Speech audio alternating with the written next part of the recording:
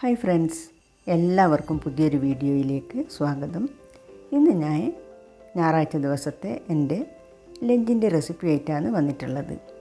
ഇന്ന് ലഞ്ചിന് എളുപ്പത്തിലുണ്ടാക്കാൻ പറ്റിയ വെജിറ്റബിൾ പുലാവും തേങ്ങയും പുതിനയൊക്കെ കൂടിയിട്ടുള്ള ഒരു ചമ്മന്തിയും പിന്നെ തക്കാളിയും സവാളയും തൈരും കൂടി ചേർത്തിട്ട് ഒരു റൈത്തയാണ് തയ്യാറാക്കുന്നത്.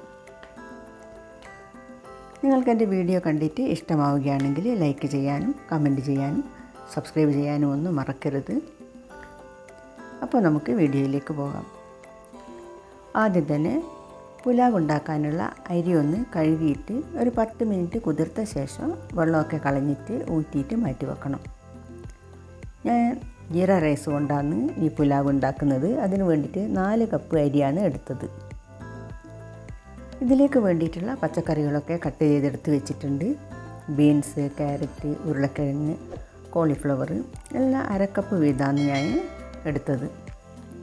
പിന്നെ 2 സവാളയും കട്ട് ചെയ്തെടുത്തിട്ടുണ്ട്. കുറച്ച് പുതിനയും മല്ലിയിലയും 3-4 പച്ചമുളകും 4 ഏലക്ക, 5-6 ഗ്രാമ്പു, 2 കഷ്ണം പട്ട, ഒരു ബേ ലീഫ്, 5-6 കുരുമുളക്, 1/2 ടീസ്പൂൺ ജീരകം, ഇത്രയും സാധനങ്ങളും എടുത്ത് വെച്ചിട്ടുണ്ട്.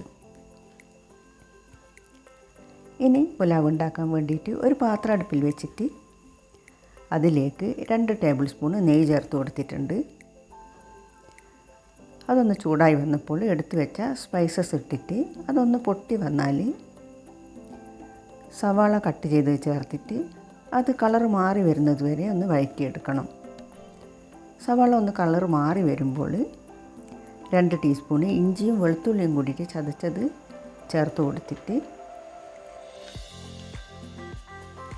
അതിൻ്റെ പച്ചച്ചവ ഒന്ന് മാറ്റിയെടുക്കണം.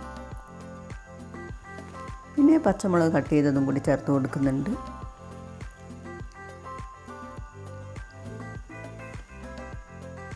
ഇനി കഴുകിയിട്ട് വെള്ളം ഊറ്റി വെച്ച അരി ചേർത്തിട്ട് ഹൈ ഫ്ലെയിമിൽ ഒരു 5 മിനിറ്റ് ഒന്ന് ഫ്രൈ ചെയ്തെടുക്കണം.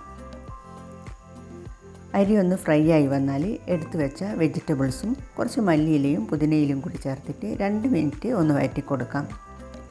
ഇതിലേക്ക് അരിയുടെ ഇരട്ടി ചൂടുവെള്ളം ഒഴിച്ച് കൊടുക്കുന്നുണ്ട്. ആവശ്യത്തിനുള്ള ഉപ്പും ചേർത്തിട്ട് ഒന്ന് ഇളക്കി കൊടുക്കാം. ഒരു പകുതി ചെറുനാരങ്ങ കൂടി പിഴിഞ്ഞൊഴിച്ചിട്ട് ഒന്നുകൂടി ഇളക്കി കൊടുത്തിട്ട് തിളച്ച് വന്നാൽ ഫ്ലെയിം കുറച്ച് വെച്ചിട്ട് അടച്ച് വെച്ചിട്ട് ഒരു 10 മിനിറ്റ് വേവിച്ചെടുക്കാം. 10 മിനിറ്റ് കൊണ്ട് വെള്ളമൊക്കെ വറ്റിയിട്ട് ചോറ് വെന്ത് കിട്ടും. 10 മിനിറ്റ് ആയാലും ഒന്ന് തുറന്നിട്ട് ഇളക്കി കൊടുത്തിട്ട് വീണ്ടും 1 മിനിറ്റ് അടച്ച് വെച്ച ശേഷം ഫ്ലെയിം ഓഫ് ചെയ്യാം. ഇപ്പോൾ പുലാവ് റെഡി ആയിട്ടുണ്ട്. ഇനി റൈത്ത ഉണ്ടാക്കാൻ വേണ്ടിയിട്ട് ഒരു സവാള ചെറുതായിട്ട് കട്ട് ചെയ്തത് ഒരു ബൗളിലേക്ക് ഇട്ട് കൊടുക്കാം. 2 തക്കാളി കട്ട് ചെയ്തതും 2 പച്ചമുളക് ചെറുതായിട്ട് കട്ട് ചെയ്തതും കുറച്ച് ഉപ്പും ചേർത്തിട്ട് ഒന്ന് മിക്സ് ചെയ്തിട്ട് ഒരു 10 മിനിറ്റ് അടച്ചു വെക്കാം. 10 മിനിറ്റിന് ശേഷം ഇതിലേക്ക് 4 ടേബിൾ സ്പൂൺ തൈര് ചേർത്തിട്ട് നന്നായിട്ടൊന്ന് മിക്സ് ചെയ്തെടുക്കാം. ഇപ്പോൾ റൈത്തയും റെഡി ആയിട്ടുണ്ട്. ഇനി ചമ്മന്തി ഉണ്ടാക്കാൻ വേണ്ടിയിട്ട് മിക്സിയുടെ ജാറിലേക്ക് 1 കപ്പ് തേങ്ങയും 2 പച്ചമുളകും 2 ചെറിയ കഷ്ണം ഇഞ്ചിയും കുറച്ച് മല്ലിയിലയും പുതിനയും ആവശ്യത്തിന് ഉപ്പും 1 ടീസ്പൂൺ പഞ്ചസാരയും ഒരു പകുതി ചെറുനാരങ്ങ നീരും കൂടി ചേർത്തിട്ട് ഒന്ന് അരച്ചെടുക്കാം. ഇതൊരുപാട് പേസ്റ്റ് പോലെയൊന്നും അരഞ്ഞു വരണ്ട, ജസ്റ്റ് ഒന്ന് അരച്ചെടുത്താൽ മതി. ഇപ്പോൾ ചമ്മന്തി റെഡി ആയിട്ടുണ്ട്. നല്ല ടേസ്റ്റി ആയിട്ടുള്ള എളുപ്പത്തിൽ ഉണ്ടാക്കാൻ പറ്റിയ പുലാവും ചമ്മന്തിയും റൈത്തയും റെഡി ആയിട്ടുണ്ട്. ഇന്നത്തെ വീഡിയോ നിങ്ങൾക്ക് എല്ലാവർക്കും ഇഷ്ടമായെന്ന് കരുതുന്നു. അടുത്തു തന്നെ നല്ലൊരു വീഡിയോയുമായി വീണ്ടും വരാം. Thank you.